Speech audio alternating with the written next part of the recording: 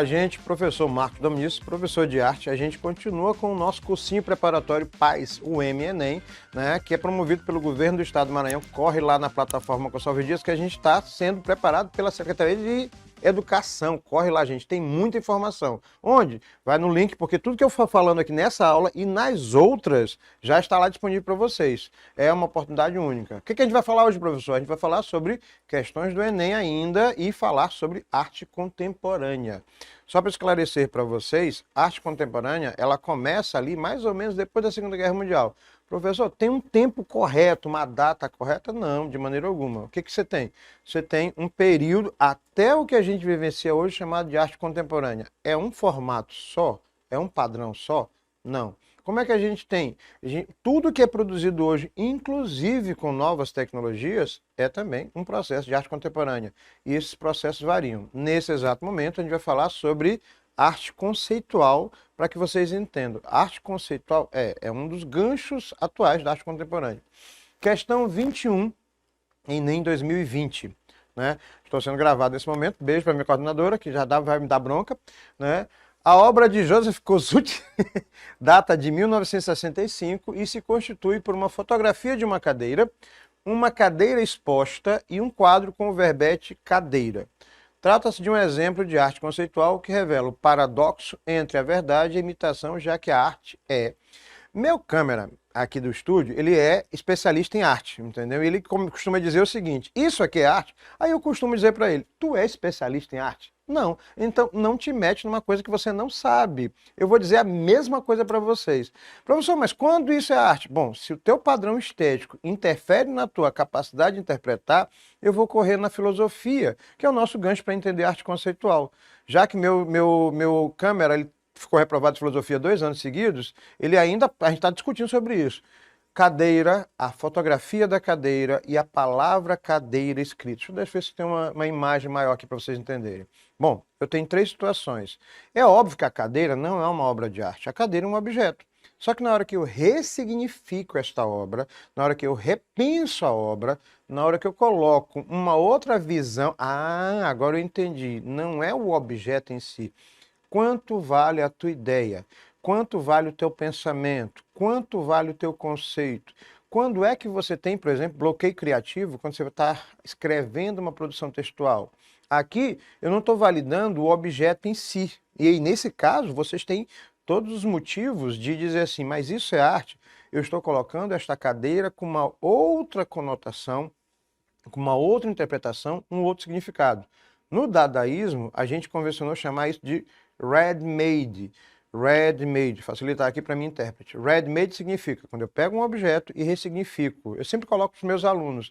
Ah, uma menina gasta, o sonho dela é ter uma bolsa que custa $50 mil. Aí os meninos costumam dizer, mas isso é uma bolsa. Eu disse assim, mas quanto custaria para você que gosta de futebol a camisa de um jogador famoso com a assinatura dele? Por que para você tem mais valor e para ela é desvalorizado? Não faz sentido quando você começa a mensurar algo que você não conhece, algo que não faz parte do teu contexto. Tem valor X para uma pessoa e tem valor X, Y para outra pessoa. Então, na hora que eu questiono se isso aqui é arte ou não, eu não estou indo somente ao valor do objeto, mas sim o quanto pensa. Professor, mas que tipo de pensamento tem através disso? Vamos lá. Eu tenho uma cadeira física, que eu sei quais são as funções dela. Mas na hora que ela passa a ser fotografia, ela é uma cadeira ou uma fotografia? E a fotografia fala da cadeira, continua sendo uma cadeira, e na hora que eu conceituo essa cadeira escrevendo a palavra, continua sendo cadeira ou ela deixa de ser cadeira? Pronto, eu acabei de filosofar e deixei questionamento sobre vocês. Mas por que uma cadeira? Podia ser outro objeto, podia ser uma outra coisa. O quanto isto é importante para alguém, o quanto isso vai deixar pensar. Professor, como é que eu posso usar isso na prática? Aí eu pergunto para vocês, quanto vale a ideia de vocês? Quanto vale o pensamento? Se eu transformasse isso aqui num filme, tem como? Claro. Se eu transformasse numa peça de teatro, se eu trabalhar com metáforas, alguns de vocês não conseguem entender metáforas ou comparações. Então vamos à questão. O paradoxo entre a verdade e a imitação. Eu vou colocar essa situação para que vocês entendam. Cinema, televisão, produção audiovisual, os vídeos que você assiste na internet, as fotos que você curte nas redes sociais. Hein, minhas intérpretes maravilhosas, meu câmera, o que é verdade e o que é imitação? Quando é que você diz assim, sem filtro, para dizer assim, estou lindo e maravilhoso, estou me lançando? Pois é, o paradoxo entre a verdade e a imitação, já que, letra A, não é uma realidade, mas uma representação dela. Metaforicamente, eu estou falando, por exemplo, de redes sociais. Não é a realidade, mas é a imitação dela.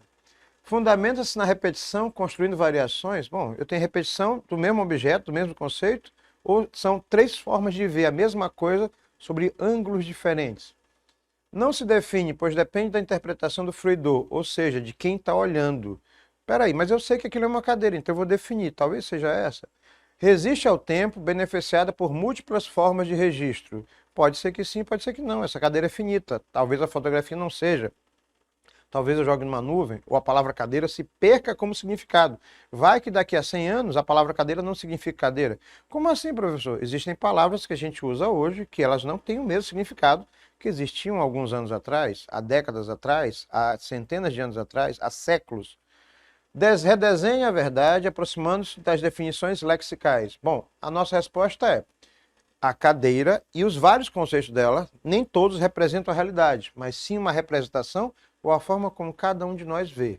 Entenderam o conceito da arte conceitual? Olha o paradoxo e a pegadinha. Quando eu brinco sobre essa situação do conceito da arte conceitual, é até onde vai essa possibilidade de repensar ou abrir leques. Esse é o objetivo da arte conceitual. Questão 22, Enem 2016. Nesse grafite, realizado por um grupo que faz intervenções artísticas na cidade de Lima, no Peru, país vizinho nosso, há um jogo de palavras com o verbo em espanhol poner. Na primeira ocorrência, o verbo equivale a vestir uma roupa. Já na segunda, indica novamente o conceito e o jogo da arte urbana. Aqui é arte urbana, mas eu tenho um conceito aí, né? Aqui nós, maranhenses, nós criamos verbos que não existem no Brasil inteiro. Esbandalhar, escangalhar. Pois é, meninos, vocês já viram. Ei, menino, não esbandalha isso aí. Esbandalha significa, ei, menino, não quebra esse objeto, não quebra essa situação. Nesse caso, acontece a mesma coisa. E quando eu jogo isso para uma estrutura externa, no super que ne ponerme e ne puse feliz. O pessoal de espanhol me perdoe, mas eu tentei. Tradução, eu não sabia o que vestir e estava feliz. Quando eu coloco essa frase e crio o conceito da arte urbana e também da arte conceitual numa frase, eu estou me referindo exatamente ao quê?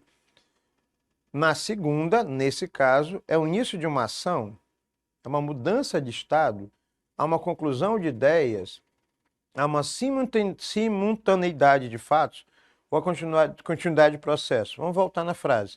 Eu não sabia o que vestir e estava feliz. Vamos filosofar sobre o tema, já que isso que é o grande problema. Você lê e não consegue interpretar o que está ali na questão. Eu não sabia o que vestir e estava feliz. Eu podia estar nu? Podia. Eu podia estar vestido com roupas simples? Podia. Eu poderia, por exemplo, utilizar as definições maranhenses de roupa de sair, roupa de casa e roupa que vira pano de chão? Hein? O que é roupa de sair? Aqui nós temos muito disso. Mas eu tô feliz, eu quero sair só de chinelinho e uma camisa de time. Eu tô feliz, eu quero sair só de bermuda e camiseta. Eu não sabia o que vestir, mas eu tô feliz. Então, nesse caso, eu tenho uma metáfora para processos de vida. E aí eu tenho uma mudança de estado. Por quê? Porque mesmo que eu não tenha noção, mesmo que eu tenha dúvida sobre as coisas, eu estou num processo que isso já me basta, muito filosófico. O princípio da arte contemporânea é você pensar sobre. Não é você olhar e dizer, isso é arte. Tá vendo lá? Não é você olhar e dizer, mas isso aqui é arte. Não, eu vou pensar sobre. O objetivo é, se você não quiser, tudo bem, de boa. Só tem um detalhe, isso vai cair no Enem. Ou já caiu. Questão 23. A obra da década de 1960, ainda em arte contemporânea, que é uma coisa que é muito trabalhada no Enem, por isso eu coloquei tantas questões, pertence ao movimento artístico pop art. Observem que eu falei inicialmente na primeira questão deste módulo, deste vídeo, sobre arte conceitual. Depois eu misturei arte urbana com arte conceitual. Por que é urbana? Porque é feita no muro externo. Agora eu estou falando sobre pop art. Movimento artístico pop art explora a beleza e a sensualidade do corpo feminino em uma situação de divertimento. Historicamente, a sociedade inventou e continua reinventando o corpo como objeto de intervenções sociais, buscando atender aos valores e aos costumes de cada época. Professor, só me ilumina sobre o que é pop art. Pop art é a abreviação de arte popular, nesse caso, americana. Popular art. Meu inglês também não é lá essas coisas, mas vamos tentar. A arte popular americana não é igual à arte popular brasileira, nem chama desse jeito, certo? O que seria a arte popular americana? A arte popular americana é o produto de consumo de mídia, de massa deles. Não entendi. Quando você assiste filmes de herói, quando você assiste personagens de quadrinhos, quando você assiste personagem da Disney, por exemplo, quando você consome objetos ou produtos de alimentícios, bebidas, que deixaram de ser somente bebidas e passaram a ser marcas universais, você tem o conceito dessa arte popular americana, ou pop art. Tanto é que existe um conceito que a gente chama de cultura pop. O que é cultura pop? Tudo que vocês consomem de música, cinema, produção audiovisual, personagens, quadrinhos, roupas, marcas, mídias, celulares que ganharam nome em função de marcas, entre outras coisas. Isso é cultura pop, né? Mesmo que a gente não entenda. É um produto de consumo de massa, de grandes quantidades. Isso é a indústria americana falando. Então, quando ela surge, professor? Nos anos 70. Quem é a figura mais importante da pop art? Um cara chamado Andy Warhol ou Andy Warhol, né? Alguns chamam desse jeito.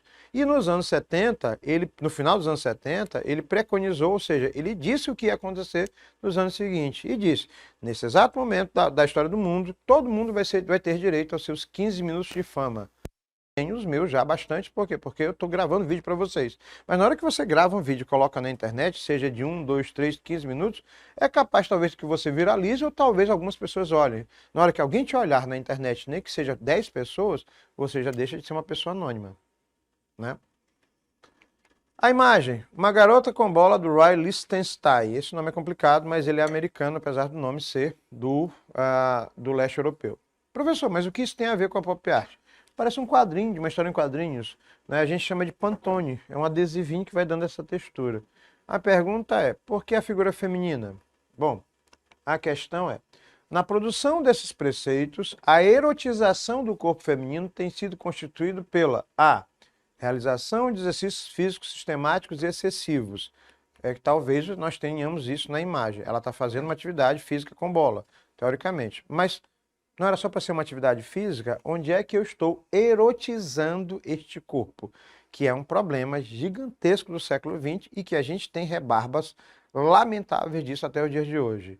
Né? Quando uma mulher vai simplesmente para uma academia fazer uma atividade física e ela coloca roupas confortáveis para essa atividade, mas mesmo assim, umas almas malditas cebosas a veem como esse objeto de erotização. Nós temos um problema grave e sério de formação e valores de estrutura educacional e institucional. Lamentável, há um machismo estabelecido nisso, um exagero dessa erotização. Só tem um detalhe.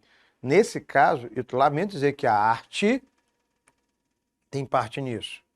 As mídias têm parte nisso. Quando você usa o corpo da mulher para vender cerveja, quando você usa o corpo da mulher para vender produtos de limpeza, quando você usa o corpo da mulher semi-nu para vender qualquer coisa que seja, eu estou fazendo a mesma coisa que o Lichtenstein fez nos anos 60. Pois é. No cinema americano você tem um gigantesco elemento disso. Educação do gesto, da vontade e do comportamento, construção de espaço para a vivência de prática, esse seria o objetivo. Só que eu estou passando por um processo de erotização, não tem para onde. O objetivo da atividade física é essa. Né? Aí a gente tem um gancho aí com a educação física, entre outros. Mas, quando ele coloca isso aqui, pode ser só uma mulher jogando bola, mas tem alguém que vai olhar de outra maneira. Então eu também dou liberdade a isso. Liberdade, quando eu dou liberdade à interpretação. Promoção de novas experiências do movimento humano no lazer, ou qual é a alternativa para essa questão? Educação do gesto e da vontade do comportamento. O objetivo dessa imagem seria esse, uma atividade física. Só que o artista, ele trabalha literalmente uma erotização onde esta mulher, ela não vai só jogar bola ou fazer uma atividade física, ela vai, né, criar todo um movimento que causa sensualidade em quem vai observar. É óbvio que é uma postura bem machista, não tem pra onde correr. Ah, professor, mas é arte. Bom, mesmo assim, é uma visão dos anos 60 sobre o corpo da mulher. Então, o objetivo era a educação do gesto, da vontade, do comportamento. Chegou dessa maneira até nós?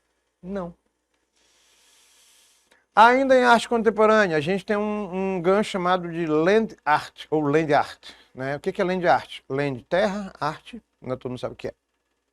Arte da terra. É um conceito de arte contemporânea onde você quebra com esses paradigmas, onde a arte é só construída por materiais e elementos sintéticos. Nesse caso, a natureza pode fazer parte da obra, a gente pode interferir na natureza criando não só com os elementos naturais, mas com outros elementos, o que seria essa land art, ou arte da terra.